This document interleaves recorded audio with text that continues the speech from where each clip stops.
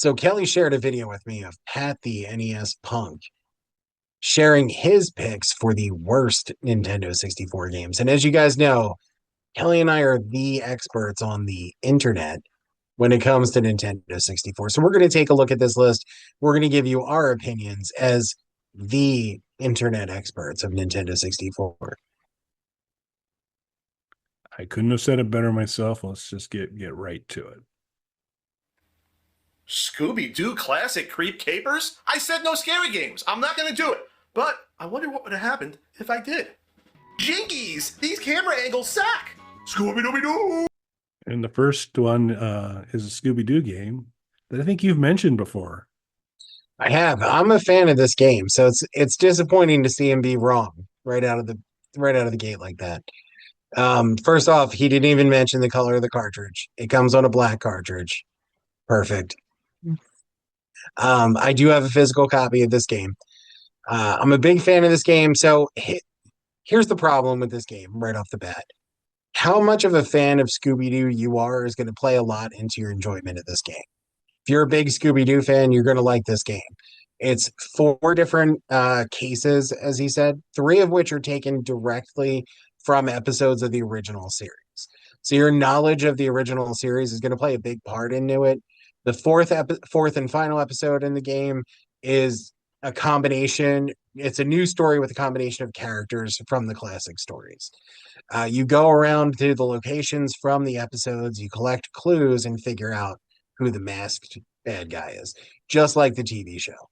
So again, it's really tied to how much you like Scooby Doo. If you're not a big Scooby Doo fan, you're not going to get a ton of mileage out of this. Now, his complaints about the controls and the camera angles, I totally agree with. Those are valid. Here's the thing, though. It was not common at that time for games to use analog stick controls for 3D games. 3D games were still relatively new, and those sort of what they call tank controls, like you got with Resident Evil and games like that, were the standard. In fact, it was Nintendo 64 really that helped push analog controls onto people with games like Mario 64 and things like that. So that locked camera angle with you being able to walk back and forth to different areas is how almost all 3D games worked at that time. So while I do understand it's not ideal when you can move around 3D environments like you could in Mario 64, that's how most of these types of games work. So I hear the complaint, but most of them work that way. So I feel like you have to put it into the context of when the game came out. Yep.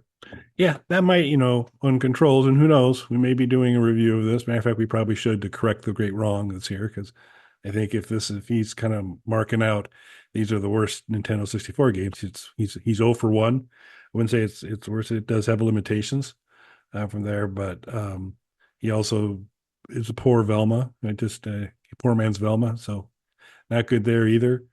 So Not he's like 0 a for Velma 1. video I sent Kelly a long time ago. On to the next. Alright, fresh game. Alright, a Mortal Kombat game. Sub-Zero. This should be a blast. An icy blast. The Mortal Kombat, which you're a big fan of, but this is Mortal Kombat Sub-Zero. I'm willing to make him 1-1 on this one. Like there's a lot of limitations to this game. Yeah. Your thoughts? I'm not a fan of this game. I played the PlayStation version of it, which has full motion video cutscenes, which don't help. At least it looks a little bit better, but doesn't help. This came out at a weird time for the Mortal Kombat franchise. They Mortal Kombat 4 wasn't as well received in arcades, so they were trying to kind of revamp and figure out where they were going in the future. So I guess their initial reaction was to move away from fighting games. So there was a couple of these more action adventure kind of titles made. There was a Shaolin Monks game, and then this one. There was also they eventually did their own like puzzle fighter knockoff as well. So I mean, they were trying a few different things to give them credit, but Mortal Kombat eventually got back on track with Deadly Alliance on PlayStation 2, and it was kind of back on top again for fighting games. But this was in that weird period where they were starting to sink a little bit money wise and trying to desperately try new things. So I don't hate that they tried something new, but the game isn't good. Yeah, and I think, mixing it up a little bit's fine. You don't have to, obviously with Mortal Kombat, uh, they have no fighting would Yeah. be a challenge for the folks. But there is some here that I do think he made some pretty valid points about the control setup to actually do the fighting, the fact that Sub-Zero tends to remain centered, and during most of it, all these things don't lend themselves particularly well to a great fighting experience. And then the platformers look platform elements look a bit on the challenging side, but there've been a lot of games that have been that way. But yeah, I'm willing to say this is kind of on the lower end in the game. So he's mildly redeemed himself from Scooby Doo. The next random game. Oh, this game's broken. Yeah, this one's broken. I can't play this one. Yeah. Okay, next. Totally random. Oh, okay, Carmageddon 64. I'll enjoy playing this one. I owned the first 2 Carmageddon games on the PC as a teenager. What? I always keep my PC games close by, just in case I have to reference them in a game review. Carmageddon, pretty cool franchise. Carmageddon 64, your thoughts, sir? So I was familiar with the Carmageddon franchise. I'm not a big driving game fan. Combat racing kind of stuff, a little bit more interest. I remember playing the PC version of Carmageddon, and it does get a lot of mileage out of the novelty that you're meant to run people over, which is fun. So it makes weird sense that Nintendo would not understand that and censor that aspect of the game. And just be like, no, people play this for the excellent racing experience. That's why they're buying Carmageddon. Yeah. That's what people want. And this is a weird thing.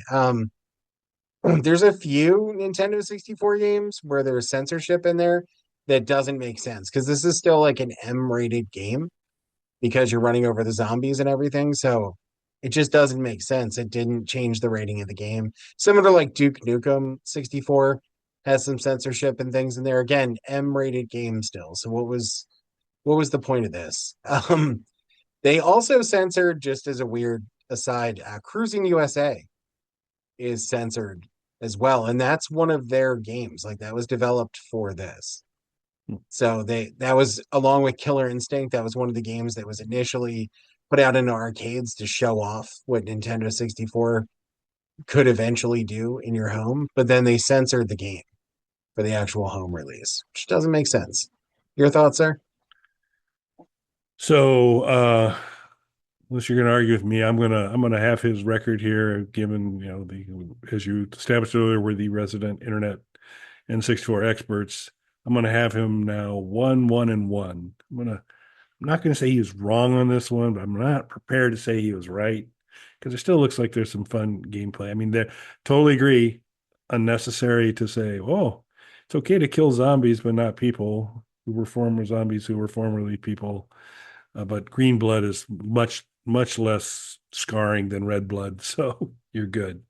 Also, I question the logic of why zombie blood's green, but that's a different conversation for a different day. Um, you know, for a game that's mostly, Ed, I've shared in the past my strategy on the Amiga Indianapolis 500 game is to take out all opponents, destroy them all, preferably on the first lap, take out a bunch, qualify, get about towards the third row to the front. And then when they drop that flag, just swing right and left, and you're cleaning out almost, 20 of the 33 cars you got to beat, or 32 cars you got to beat. But so I'm open to that kind of gameplay. I actually enjoy it. So this is an okay game for me. It's not great. It's got limitations. They hurt themselves by not staying true to the franchise. I think that'd have been a little more enjoyable. Another one where some difficult platforming activities are required. That's not unusual for games to have difficult platforming ones that you have to try multiple times to do well at. So, like I said, I'm not going to call him right or wrong on this one, but I agree with the points you've raised and he raised about its limitations. All right, a Power Rangers game. It's Morphin' time! So to wrap it up, we've got Power Rangers Light Speed Rescue. There's a lot wrong with this game, which I've got to. This is possibly the most awkward looking running and walking characters. The posture of the characters with the bottom third of the vertebrae locked permanently, pointing to the North Star. It's just they look weird when they're moving around, super weird. And so that bugged me, and the fact there is actually no martial arts, just projectiles through the entire thing is another pretty big miss for me on that. A mix of driving levels, sort of Frogger-esque with shooting kind of stuff, and then back to kind of on the street with your awkwardly moving Power Ranger doing things. So not good at all. Your thoughts? No, so I've seen reviews of this game before. I haven't played it myself. It seems pretty consistently hated. He mentioned how easy it is, which is another complaint that I see a lot about it. I do want to point out though that these games would be intended for kids. So as far as the easy, and I know that's hard for some people to hear, but Power Rangers was a kid show. Because I remember even at the time, like I'm a little bit too old for Power Rangers. And I'm not judging anybody. I love Scooby-Doo and Ninja Turtles and all that stuff now as a 42-year-old man. So believe me, I'm not judging anybody else. But I remember when Power Rangers was really in its prime and the first Power Rangers games started to come out for like Genesis and Super Nintendo and stuff. And friends of mine being like, oh, these games are too easy. I'm like, right, because they are actually meant for kids and not us. That's you do have to filter it through that kind of lens first.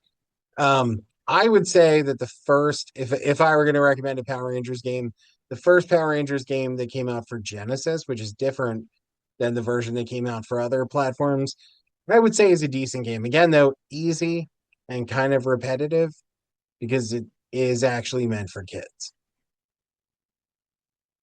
That's fair.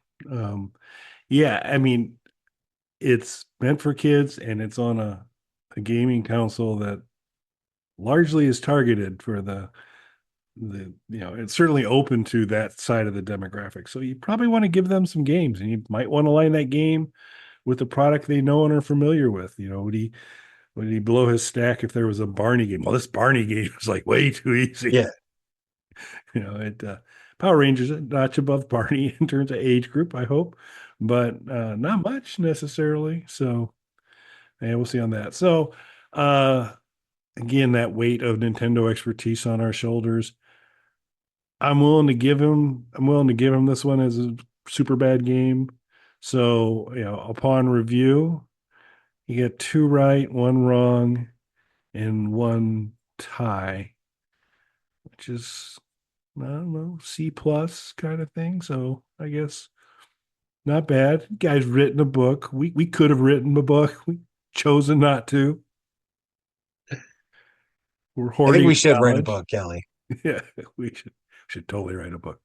But no, we're going to continue to hoard our knowledge and keep it close and just parcel it out in little dabs like this, just so you can bask in it. And so, but if you have the temerity to challenge our thinking on our grading of Pat the NES Punk's assessment of these Nintendo games, let us know in the comments. If you're getting all sweary, direct them to Mike. That would be best on that. I will fight anybody over Scooby-Doo.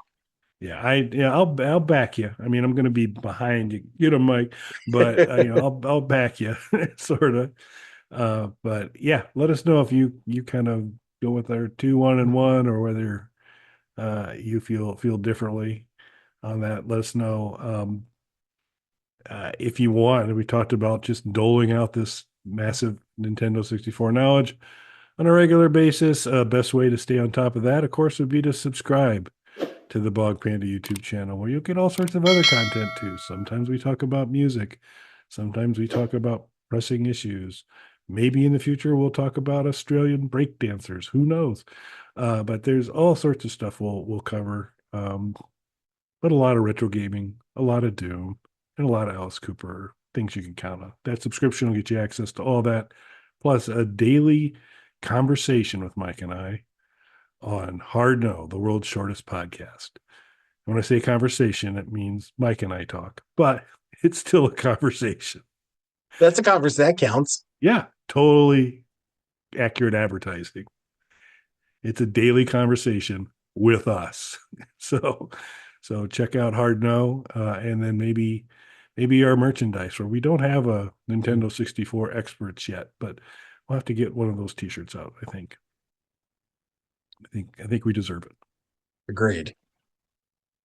Anything else to wrap this one up, sir? No, that's it. It covers it. Yep. Go play Scooby-Doo, guys. Yeah, go play Scooby-Doo after you watch another Bug Panda video or two. Thanks for watching. Thanks, everybody.